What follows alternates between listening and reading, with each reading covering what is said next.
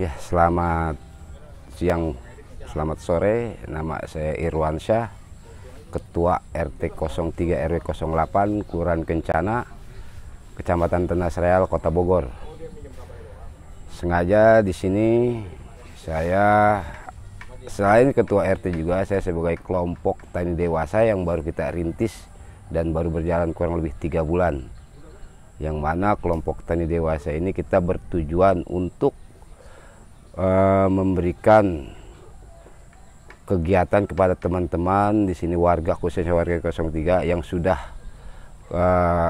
pensiun dari pekerjaan, untuk mengisi kekosongan kegiatan tersebut. Makanya kita bentuk kelompok tani dewasa ini.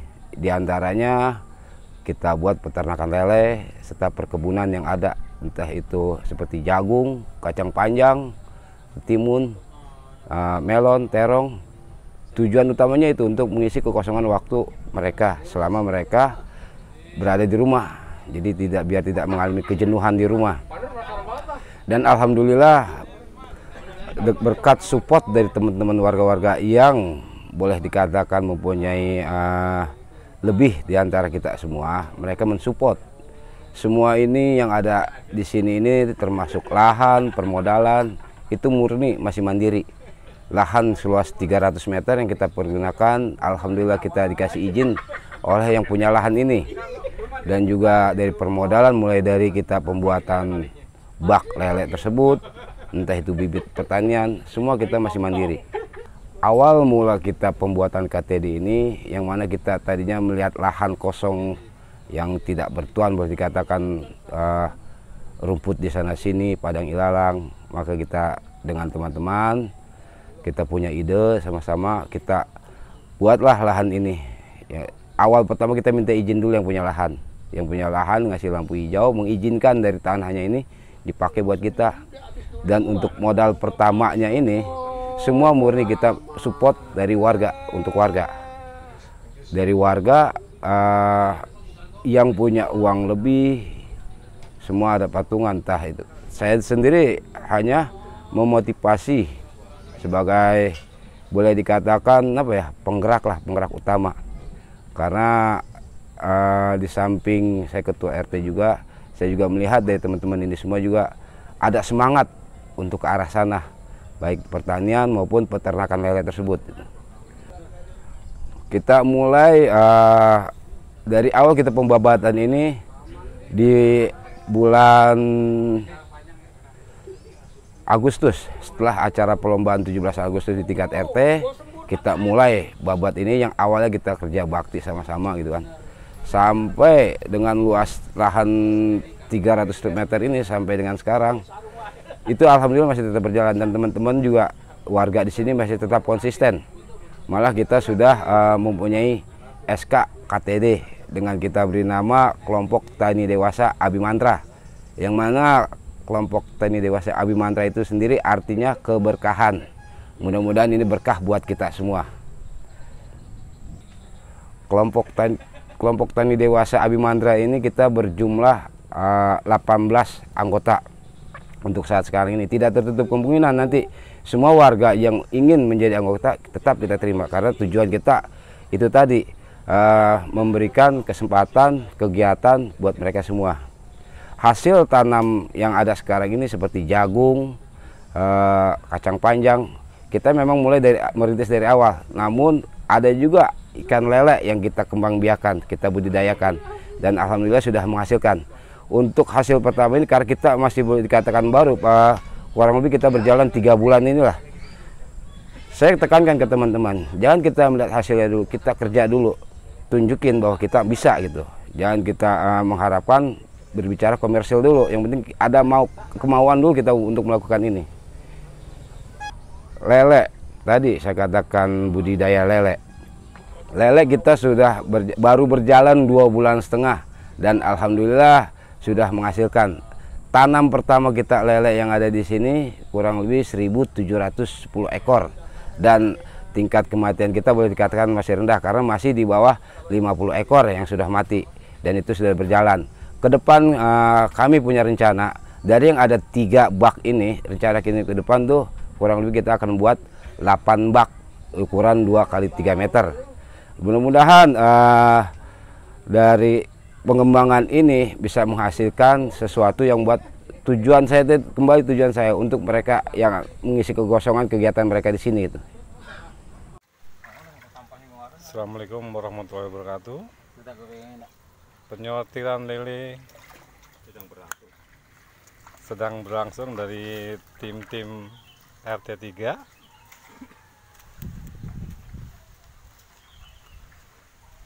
Disaksikan oleh Bapak Mardiono dan Bapak Yamin. Sementara yang besar ditaruh kolam yang kedua dan yang kecil ditaruh di kolam yang ketiga. Nama saya Yamin. Saya seorang petani, ya, bertani sejak tahun 2006 sampai sekarang dan beberapa aktivitas yang lainnya. Gitu. Hari ini saya tergabung di kelompok tani Abimantra di RT3 RW3 Kelurahan Kencana, Kecamatan Tanah Sareal, Kota Bogor. Aktivitas kita di kebun Abimantra ini sebagai salah satu upaya kita dalam pemenuhan pangan khususnya di wilayah lingkungan di ke-RT-an ini gitu, dan sebagai upaya untuk beraktivitas para bapak-bapak dan warga di ke-RT-an di RT3 RW8 ini. Semangat ini sebetulnya timbul secara bersama-sama dan kebetulan karena ada faktor pandemi ini sehingga kita bisa berkumpul bersama-sama dan memiliki aktivitas bersama. Ini juga sekaligus mematahkan image bahwa di perumahan itu orangnya adalah individualis, sendiri-sendiri dan sebagainya. Faktanya bahwa di Abimantra ini kita bisa bergerak bersama, kita bisa berkolaborasi bersama, memanfaatkan lahan yang sempit ini untuk bisa lebih produktif dengan harapan nanti bisa memenuhi kebutuhan pangan di RT ini.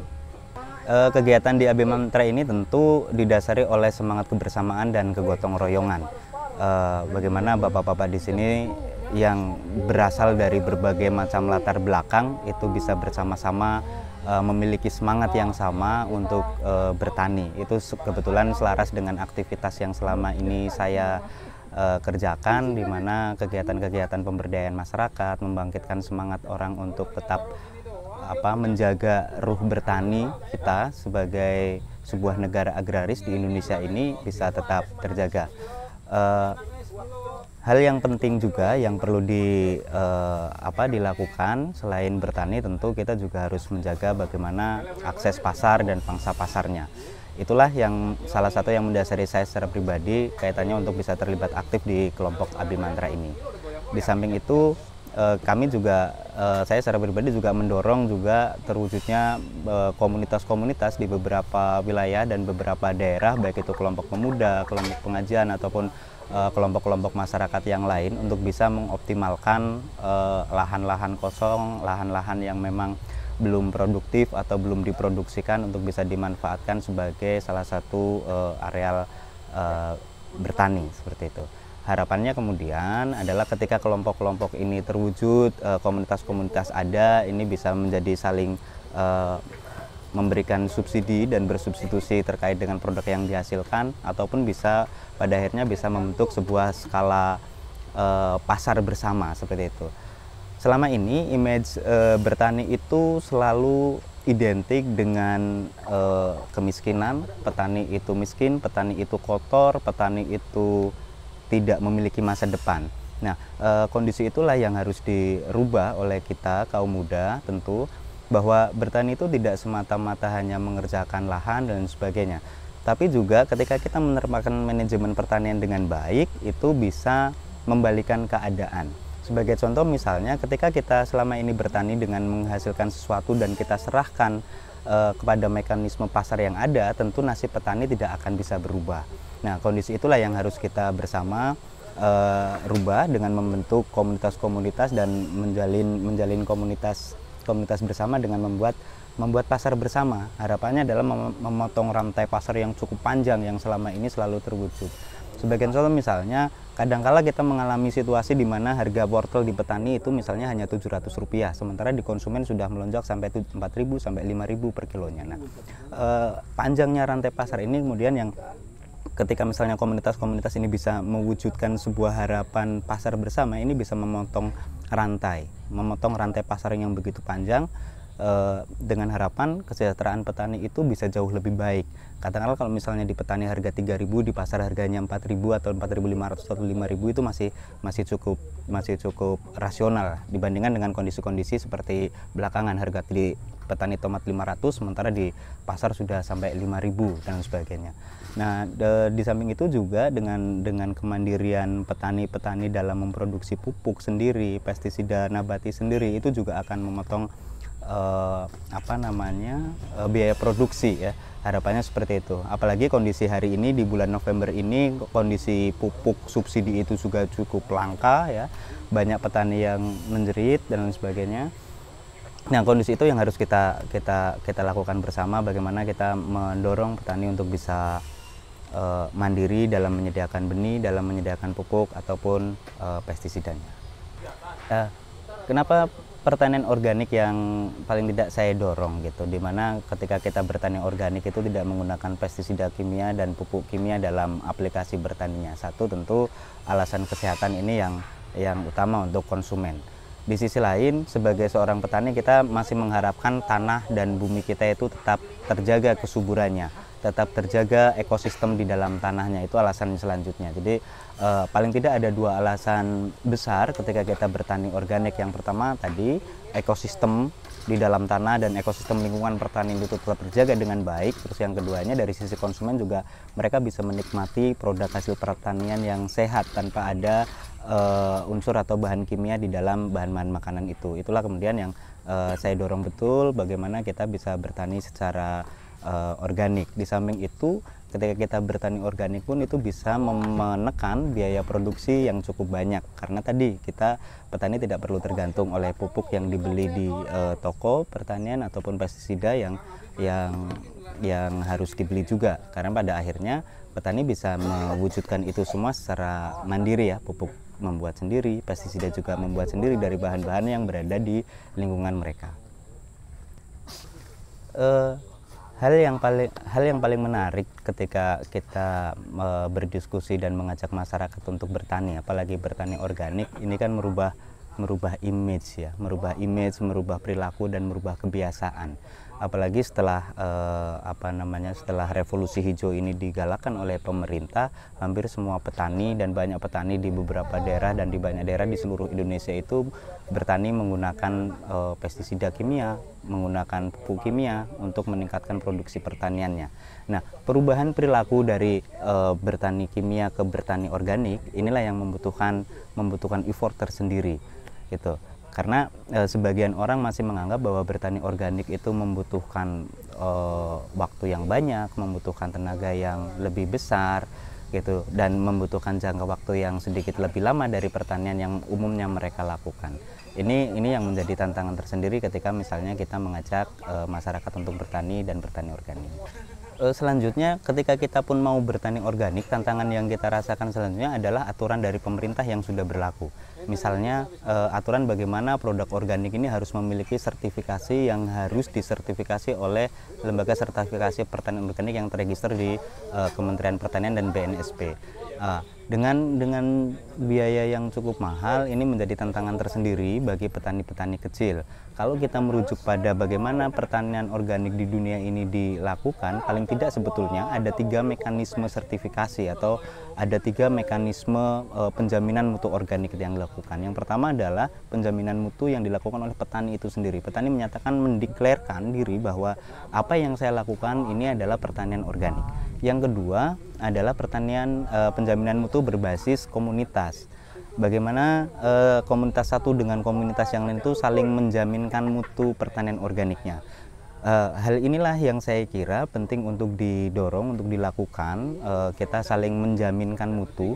Kalau dalam bahasa kita disebut sebagai penjaminan partisipatif atau participatory guarantee system, di mana komunitaslah yang menjamin produk-produk organik itu sebagai salah satu alternatif sertifikasi organik itu. Kalau itu udah nggak kena air, apa nggak kau jatuh? So tahu lu, bilangin. Nggak apa-apa, nggak apa-apa, Panui. Mau ngurus ini tadi dipanggil anak gua dulu ya. Saya Sugito, saya warga Taman Kriya Kencana, beralamat di RT 03, terutama khususnya di Blok A 22 nomor 9 di RT 03 RW 08. Setelah saya sebelumnya adalah karyawan di swasta, sebagai karyawan di garmen. Karena kondisi pandemik lah, imbas dari pandemik saya akhirnya sudah tidak beraktif lagi di garmen. Ya, dalam masa pengangguran disitulah saya ikut teman-teman yang tergabung dalam kegiatan belajar bertani, khususnya di wilayah RW 08, khususnya di RT 03. Yang pertama mungkin kesan yang paling saya hadapin atau mungkin dalam pergaulan itu adalah satu, kalau kata petani sebenarnya ini bukan kata asing karena memang saya dilahirkan dari keluarga petani gitu loh. Cuman karena mungkin hidup lama di Jakarta terus merantau ke Bogor, ya akhirnya kayaknya seperti hidup baru di suasana kota, tapi kita bisa bercocok tanam dengan lingkungan yang lebih asri seperti itu. Mungkin saat teman-teman mungkin melihat memang dalam kondisi pandemi itu banyak satu kegiatan yang memang tidak terakomodir. Akhirnya seperti ya kegiatan yang nggak jelas lah. Tapi alhamdulillah saya lihat di RT 03 khususnya udah di lingkungan KRT-an yang dipelopori oleh Bapak RT, itu ada satu lahan yang bisa digarap untuk lahan pertanian. Dan saat diajak untuk gabung ya saya sangat responsif gitu, karena memang ini adalah satu peluang baru buat kami, untuk khususnya buat saya untuk belajar di sisi pertanian modern gitu. Jadi saat diajak untuk bergabung ya sangat positif buat saya sih gitu loh. Jadi kesan saya yang pertama satu, pertanian itu ternyata luas gitu loh. Itu yang kedua, yang pertama. Yang kedua justru improvisasi dari pertanian modern itu ternyata jauh lebih lebih mudah. Tidak seperti mungkin di masa kecil saya bertani itu harus berpanas-panas ria gitu. Kalau di sini ya bisa lebih santai, tapi hasil potensinya sebenarnya jauh lebih bagus. Ya untuk dan alhamdulillah memang setelah prosesnya waktu, kelompok tani yang sudah mulai berdiri ini sudah kita mulai prosesi untuk pengukuhannya, yaitu namanya adalah karena istilah di Bogor itu namanya ada KTD atau kelompok tani dewasa yang bernama Abimantra yang ada di lingkungan RW 08, itu sudah di RT 03 ini. Harapan saya pribadi adalah pengembangan di KTD ini akan menjangkau lebih luas, tidak hanya sebatas di pertaniannya saja, mungkin nanti lebih eksposif ke peternakan atau yang lain, yang mana dari hasil-hasil yang akan kita raih ini nanti adalah satu, untuk meningkatkan kesejahteraan bagi lingkungan khususnya di warga RT 03. Itu yang paling dominan ya, harapan yang paling besar buat kami seperti itu. Dan yang kedua adalah ya peran atau partisipasi dari dinas-dinas yang terkait lah, untuk memperhatikan bagaimana usaha dari bapak-bapak ini yang memang mencoba dari nilai yang sangat kecil untuk mencoba memberikan satu nilai atau poin yang positif untuk kesejahteraan warga yang ada di lingkungan KRT-an.